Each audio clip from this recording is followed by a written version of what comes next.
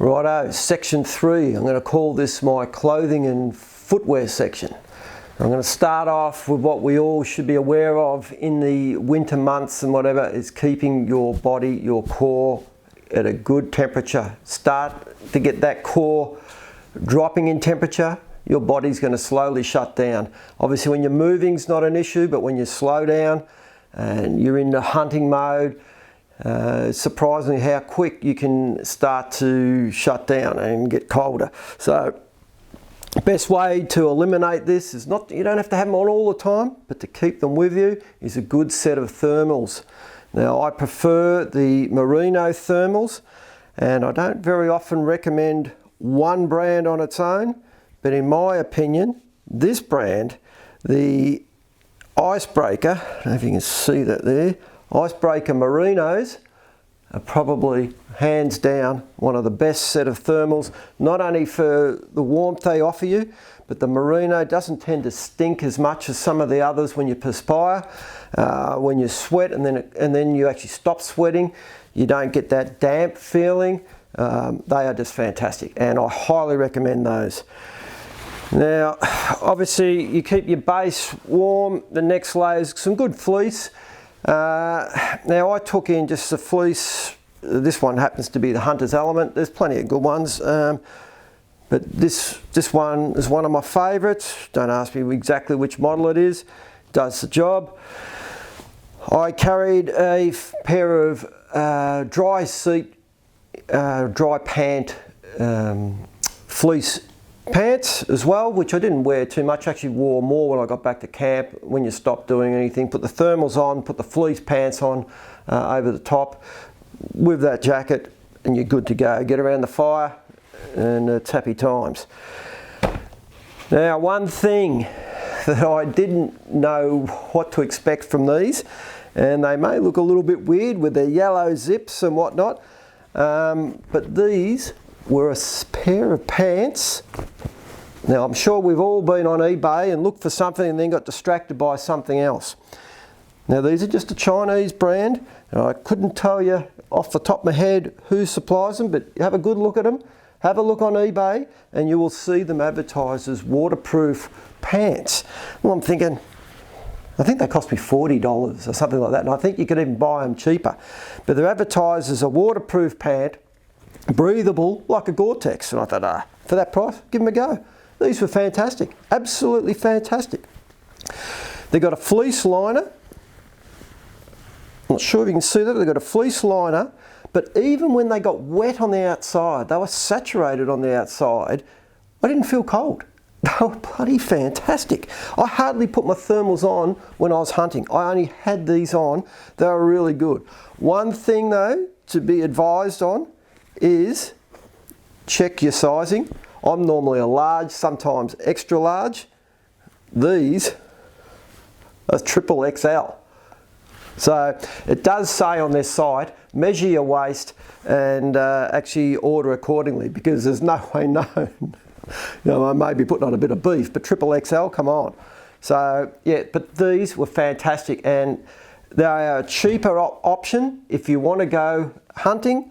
Have a tough pant, and I'll be honest with you, they were tough. I was pushing through some blackberry and whatnot, and not once did they get hooked up. They were quiet, and it was only then when we got in the river and the water actually flowed up inside your leg that you started to actually feel the dampness of them. But if you were just brushing past wet grass or whatever, they could look down, they were soaking on the outside, but they were fantastic, dry.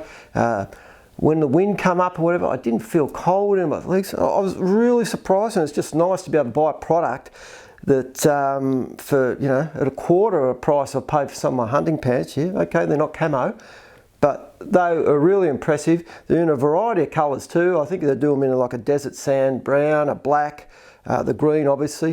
I'm going to buy another couple of pairs. I'm going to look even again on eBay. Since I bought them, I've seen a few places are advertising them, and it's cheaper than what I paid. So have a look. I can't remember the exact brand, but you'll soon see the sort of advertised as a waterproof, weatherproof pant. They're quite stretchy. Actually, they're very stretchy. They come with a sort of little dodgy belt, but look, I just use a normal leather belt, but really well worth it. Now, my Hunter's Element XTR rain jacket. You're crazy if you don't take some form of rain jacket. This is very similar to the Monsoon, where it pulls over the top. It's not full zip. A little bit noisy for hunting, but I didn't very often have it on. And when I was actually hunting, it was more like when we were coming back, or the weather really come in on us. And at that stage, when they actually get wet, they sort of quieten down a little bit as well. They work extremely well, not only for the waterproof side of it, but for the stopping the wind, and which is the key to it.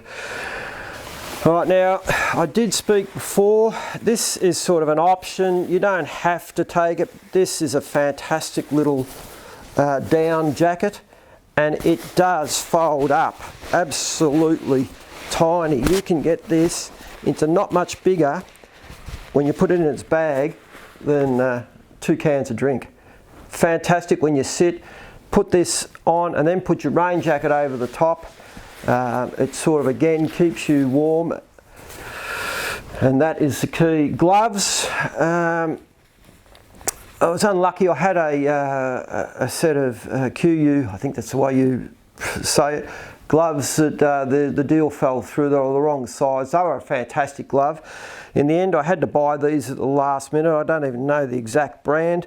They're just a standard sort of glove, but what I did like about them, in this little zip section, they've got a waterproof cover that you can actually slide over the top of the glove if it's really pouring rain. But normally, these were they just took the chill off your hands. I'm not one for wearing gloves very often, but again, when you're sitting doing nothing, quite handy. A lot of people have asked me how the Wiggies went, the Wiggies waders. Well, they're one of those things, I would say, probably not a must-have, but if you're going to do a lot of river crossings and you want to sort of preserve your body temperature, how dry your boots stay and everything, they worked really well. I probably put them on and off about a dozen times. The only downside, you could probably add about 5 minutes to a river crossing from the time that you stop, get them out of your pack, put them on, go across the river, take them off again, pack them up. But they do the job.